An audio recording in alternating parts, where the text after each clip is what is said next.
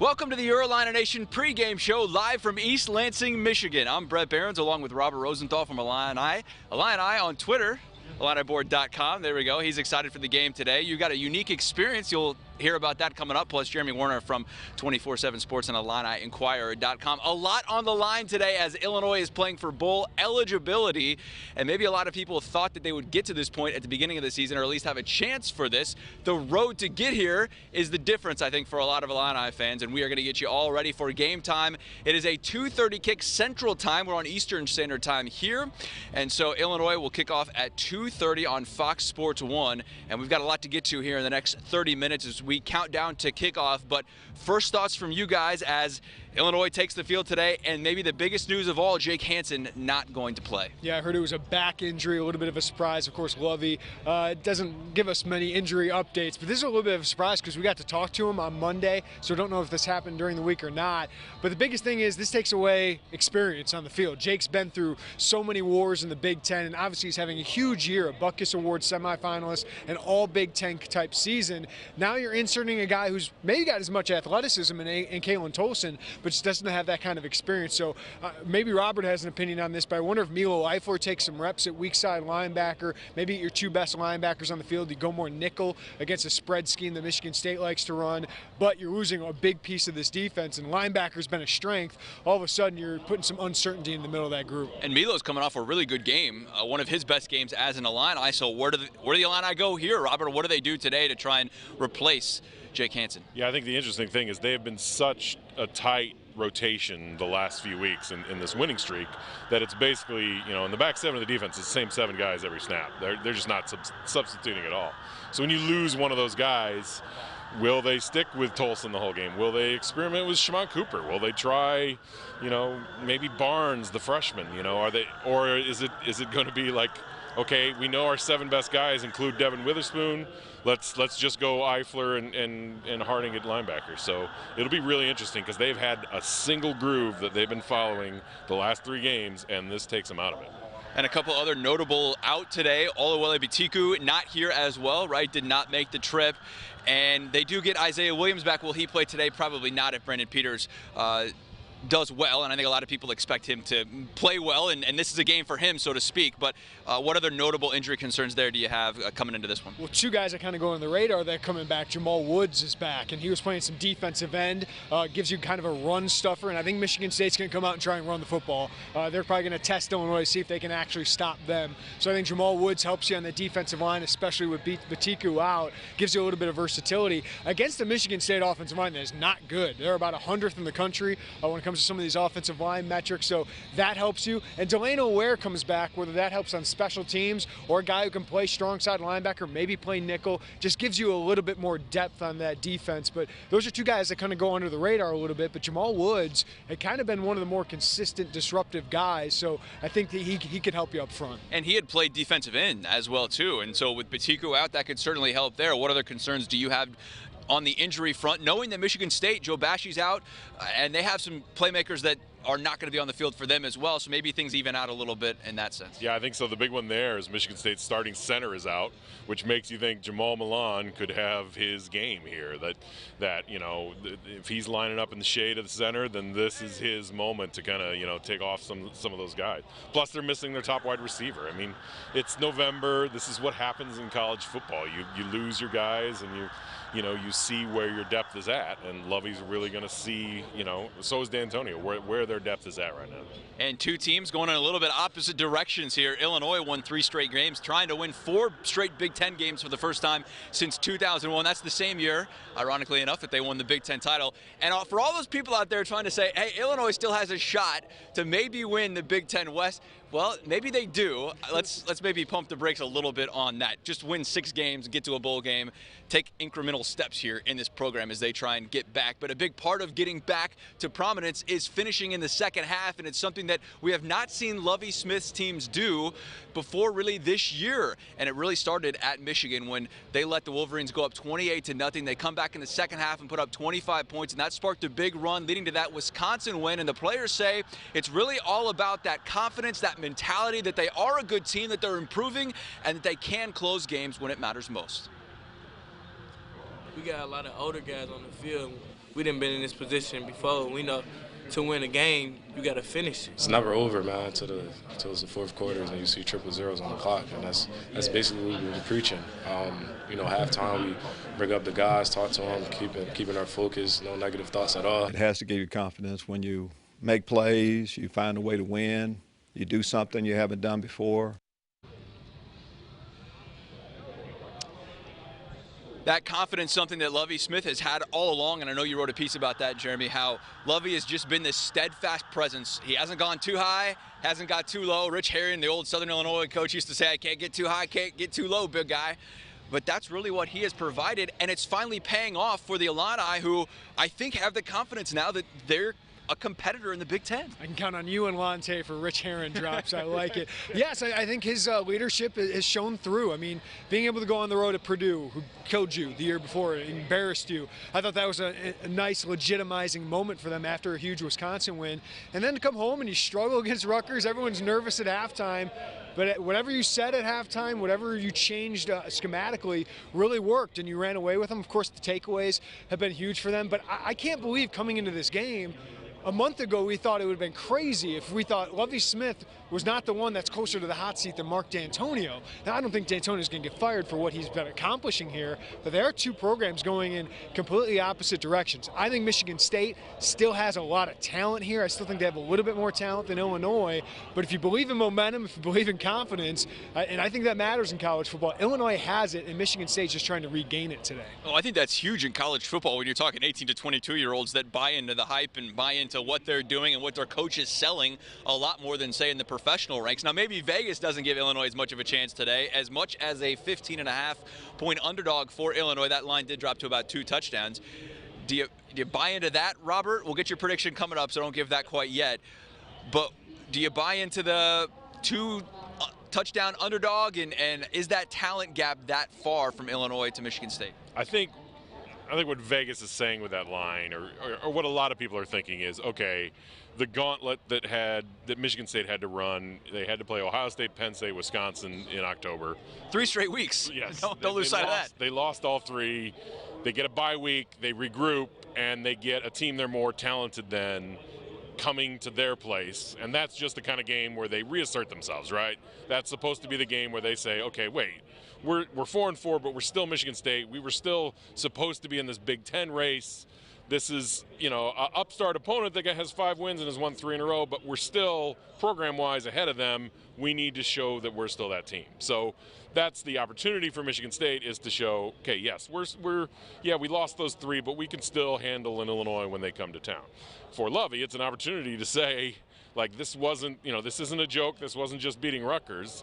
You went on the road to beat Purdue, and if you could go on the road and beat Michigan State, then you're really making a statement of, yeah, we can compete with the big teams of the Big Ten East. So it's an opportunity for both programs to have this kind of moment of saying, we're going to make a statement today. And Lovie Smith just came out and said this is the biggest game of his tenure, and he's not wrong in that sense. We just usually don't hear Lovie quite being that emphatic of saying, like, hey, this is more important than any other game I've been here. Well, it's what's in front of them now, and kudos to them for being able to get to this moment. But I think this game, I mean, we talk about arrival moments. Wisconsin was like the breakthrough, right?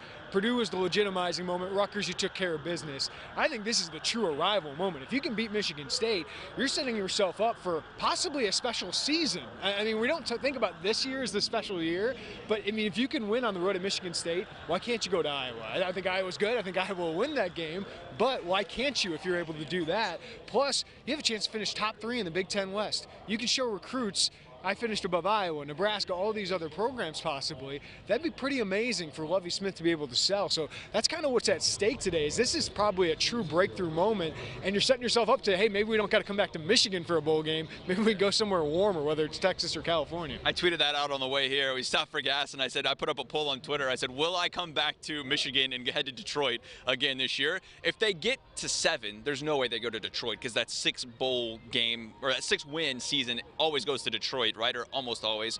You think if they get to 7, they have a chance to go somewhere else. But Lovie Smith's defense going to be tested today, Robert, and Dele Harding named the Big Ten Defensive Player of the Week, the National Defender of the Week as well, and he has been as advertised good this season, I should say, for Illinois on that defense. Really the anchor, the strong point, the go-to guy, and the captain for Illinois.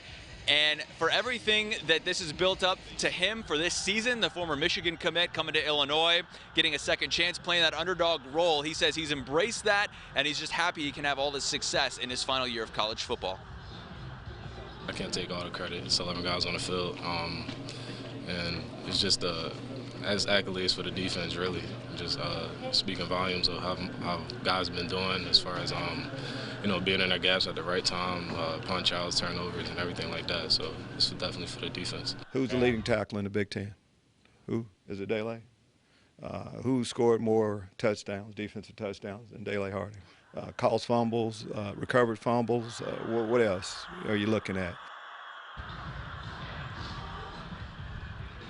Dele Harding getting some accolades this season, and deservedly so, Robert, but we talked about it at the opening of the show. Does this put more pressure on him now defensively today that Jake Hansen is out? How does he kind of anchor that group, and how do they contain what Michigan State wants to do? I mean, I think he's got maybe a little chip on his shoulder. I mean, it's hard to have a chip on your shoulder when you're Big Ten Player of the Week, but for Hansen to be named to the Butkus watch list, the semifinalists, the final 12, and Harding not. And then if you look at Harding's statistics against some of the guys who did get named, he's better. Yes, and it's hard. Obviously, it's hard for them to pick 2 players from an Illinois and put them on that, a 5-4 team. That's not going to happen very often. So they picked Hansen, and obviously both of them been playing well. But that maybe stings Harding a little bit. His final season, he's having this great year, a possible first-team All-Big Ten kind of season, and to not get named to that list. So now with Hansen out and, a team with some offensive line struggles and some moving the ball struggles, he could really have a moment where he's saying, hey, I should have been on this list because I'm one of the best linebackers in the Big Ten. And I think you make a good point with that, Robert. He said to me before, he plays with a chip on his shoulder, right? Like, he didn't feel like he got the credit that maybe he deserved. Absolutely. And the opportunity now for him, this was his moment. This was his time to shine. And he's played before, right? This isn't his first time playing. But in this significant of a role, this is really his first chance. I can tell you when Trey Watson transferred, Illinois wasn't all that upset.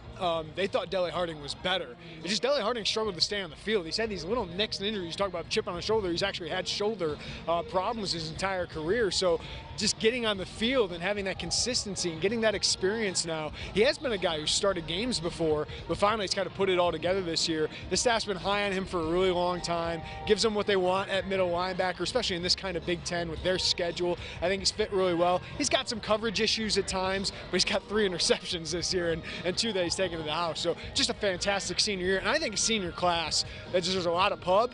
He's a Cubit recruit. Tymir Oliver's a Cubit recruit. Hansen's a Cubit recruit. Doug Kramer's a Cubit recruit. Like, that class wasn't good, but they're finding ways to contribute to this program and its turnaround right now. And I think you make a good point about that. That whole entire class, I think, just has that Cubit mentality. They are under the radar guys. They're not getting that 4- and 5-star guy that maybe Lovie Smith is. Maybe not quite 5-star yet. Let's hold the break on that. But the high 4-star recruits that Lovie's been able to bring in, Cubit and Beckman couldn't get those guys here by and large, and so I think they kind of all play with that little bit of a chip on their shoulder. But one guy that's really improved and taken that next step, at least last game, was Isaiah Gay, and he had a breakout game from him. We've been waiting for this, I think, for Isaiah Gay and a couple of these other guys that are now juniors, that they started early. They played as freshmen. Now they're getting that moment in the spotlight. They're getting that moment to shine. And even this year, when some of those guys have been passed up by either the grad transfers that have come in or certain other people stepping up in front of them, to have guys like Isaiah Gay step up means a lot for not only the players, but for the coaching staff as well that's invested so much in these players. Yeah, I mean, it's been life, up and downs. You got your left and rights, and then you make a big turnaround, and then you just keep buying into the process and just keep buying in and putting your best foot forward. Isaiah Gay can rush the pass on outside. Injuries have knocked him behind. It says a lot when you have backup players in a role that get an opportunity to play, that have played football around here. 45, first and 10 Purdue.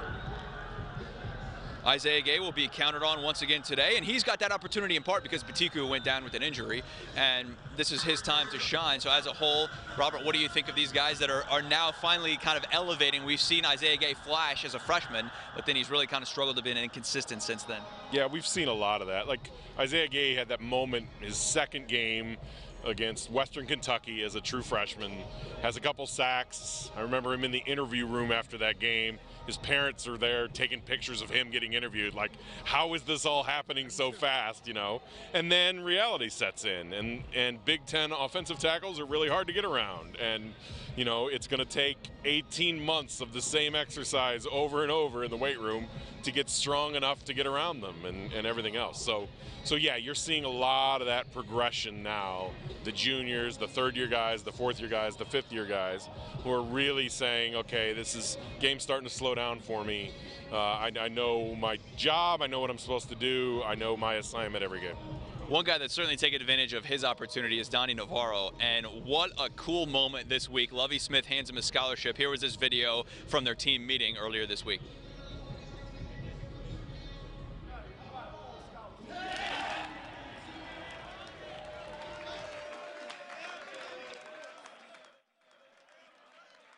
Those scholarship guys rally around a walk-on, finally getting that payoff, finally getting that opportunity. And for Donnie Navarro, he's been really good this year and for what he's been able to do. And Rod Smith spoke about just how much he's enjoyed seeing Navarro grow. And, you know, with each catch, with each game, he just continues to get more confidence with our staff and with Brandon as well. So extremely impressed and happy with Donnie's performances so far. Kind of cool. Each game becomes the biggest game of your career. You know, it gets bigger and bigger, and yeah, we're excited, you know, for the opportunity to just be in that position.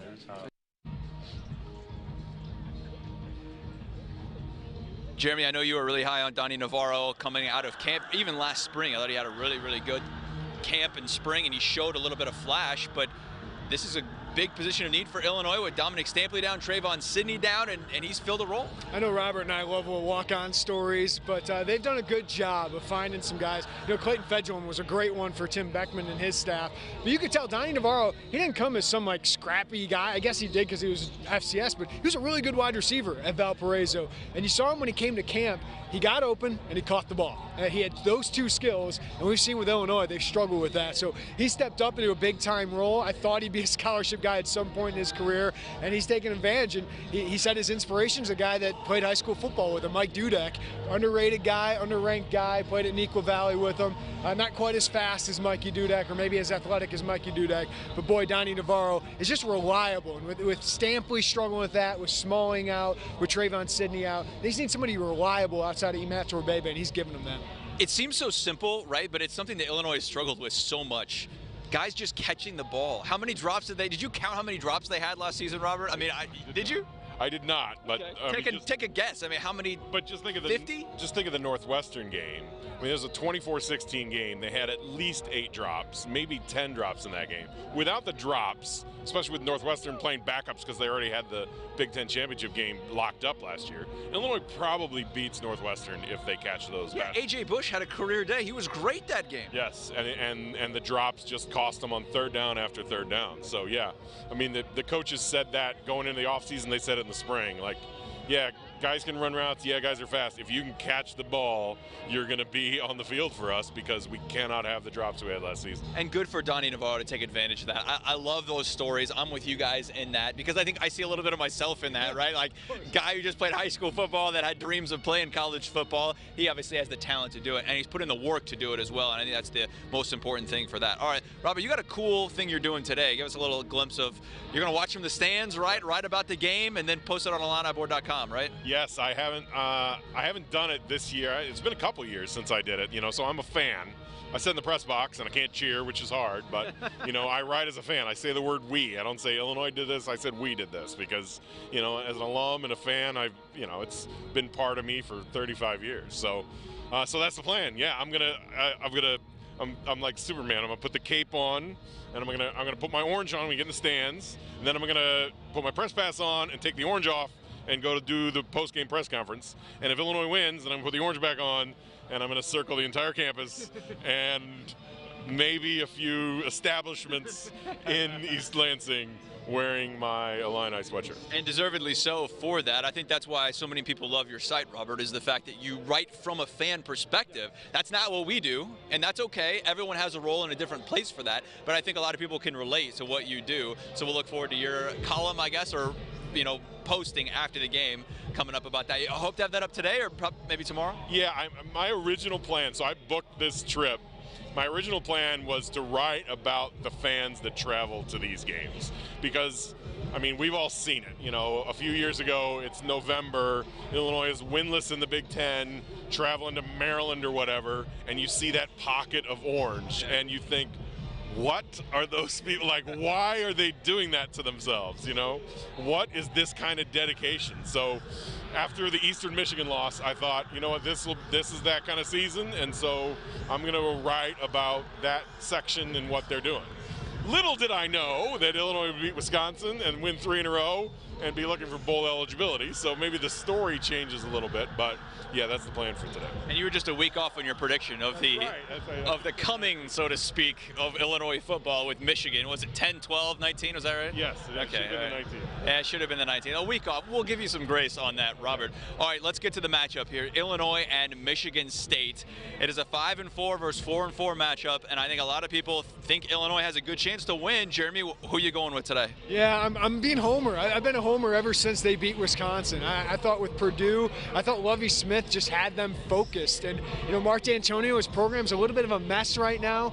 I can see why people pick Michigan State. But I think this is a huge Brandon Peters game. What is this kid made of? Because are you going to be able to rely on takeaways? Lovie Smith will tell you yes, because they're first in takeaways, first in defensive touchdowns. So I do expect them to take a ball away a little bit from Brian Lewerke today. But up front, can they do it? But can you get the passing game going? I think the offense is going to have to win a game at some point. Maybe I shouldn't have confidence in that right now. But I do believe in momentum, and I do believe in leadership. And I think Illinois has that right now. It feels like Michigan State's program is straying a little bit. So even though the talent level Michigan State's still a little bit better, I like Illinois. I picked them 23-21, kick a couple field goals today. All right, Robert, what do you think? Can Illinois get it done today? Are you buying the Illinois hype that maybe Jeremy and a couple of other of us are selling, and can they rely on those turnovers to bail them out once again?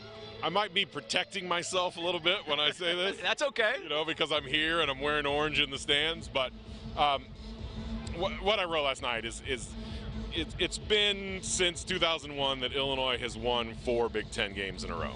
And the reason for that is it's really, really hard. Yeah. Even for an Iowa or a Wisconsin, it's really hard to bring your best 4 weeks in a row. And so you're just going to have off games, you're going to have turnover games, it's just going to happen. And to me, with Michigan State, especially coming off a bye and running that gauntlet in October, it just feels like the kind of game where we remember a little bit, yeah, this is really hard. Getting to 6 wins would be an accomplishment. So I have Michigan State 27-10, cover even that 15-point spread. Illinois then gets a bye week to regroup and really go to a game in Iowa, which I think they can make a lot of noise. Okay, so Robert's buying the Iowa hype a little bit more, even after that 63-0 game last year. You buying that too? I mean, he wasn't on the money for Michigan, but he's been on the money with UConn and all these other ones, so go with what he's going with. Okay, 27-10 from Robert, 23-21 from you, I think it was. I think Illinois can compete today. I have my doubts if they can pull this thing out and actually win it. But like you said, if they do, I think this is, by all accounts, the arrival. This is the game that we'll look back on and say, this is when Illinois showed up and became a contender. When did I become the homer of the group? When did that happen? I don't know when, but this would be monstrous. Maybe I'm buying into the narrative. Maybe I'm buying too much in the mentality of this team. But I think they're a solid football team right now, and that's where I think Michigan State is. It's weird, but Michigan State's probably in that 7-10 group, which is bad for them. I think Illinois is in that 7-10 group in the Big Ten, which is a great thing for them. I think it's a more even game, but the Vegas line obviously doesn't say that. It's funny how perspective changes our outlook and mindset, right? Because Illinois wins 3 straight, everyone's buying the, hey, Illinois could still win the West title, right? Michigan State loses 3 in a row, and they're thinking, well, D'Antonio's got to be out of here, right? We'll see what happens today. I want to get your guys' quick thoughts on basketball here as we wrap up on the Your Illini Nation pregame show. Craig Schote and Derek Piper were in Phoenix. They are heading to Tucson tomorrow for the Arizona game. First thoughts, Robert, from last night and what you saw. They got the win, and maybe that's the biggest thing from this right now, right? Yeah, I think So I was on the plane last night, so I'm trying to follow score updates and everything else. So I watched the game this morning, just knowing what's in. And, my biggest impression is, the fans had huge expectations for Kofi, and he has exceeded them significantly. I mean, double-double in your first 2 games. First time since Ephraim Winters. It's decent, right? Yeah, it's pretty good. So, you kind of wondered, you watched some of the high school games, and, he was playing on kind of a high school all-star team, so he's not going to be the key guy. But you mean Cole Anthony was pretty good? Yeah, he's kind of okay at basketball. So you wondered, is it going to be that kind of, okay, averages 6 and 4 as a freshman, getting his feet underneath him, figuring out how to play this, So double-double, and leading them to the win last night. Then your brain starts to go, wow, where could this team go? That opens it up. Yeah, absolutely. Kofi, the standout there. Andres, you wrote about him this week in an excellent story. Check that out on Inquirer.com.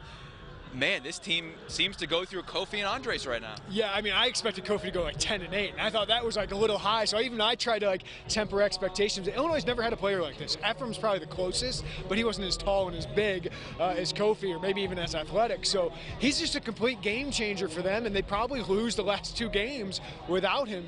So Io, Trent, Georgie, you can tell they're trying to mesh into this new team. But Andres Feliz is all of a sudden taken over as the guy of this team, and that's a good thing because I still think Trent can be that. I still think Io can be that at moments. But right now, he is as confident as I've ever seen him.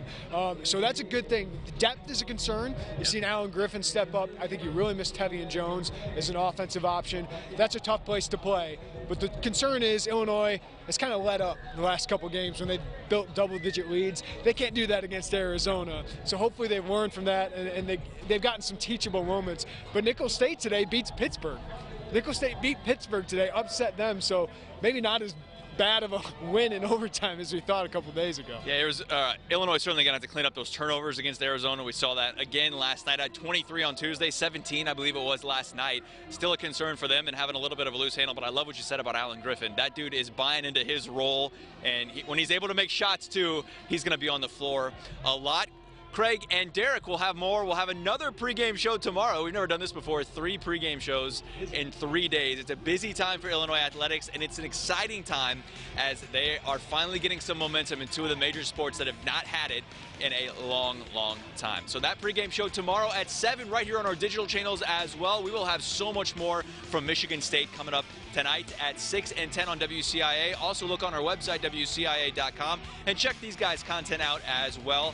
IlliniBoard.com for Robert. We'll look forward to reading that piece from your fan perspective. Jeremy will have it all covered on IlliniInquirer.com as well. But we'll see you after the game. We'll see if Illinois can get it done today here in East Lansing. Kickoff in about 30 minutes from Spartans Stadium. And we'll do it again in 2 weeks. Illinois at Iowa, a bye week next week for football. But don't miss the pregame show tomorrow for basketball, 7 o'clock right here on our digital channels. All right, for Jeremy and Robert, I'm Brett from East Lansing. We'll see you after the game. Enjoy.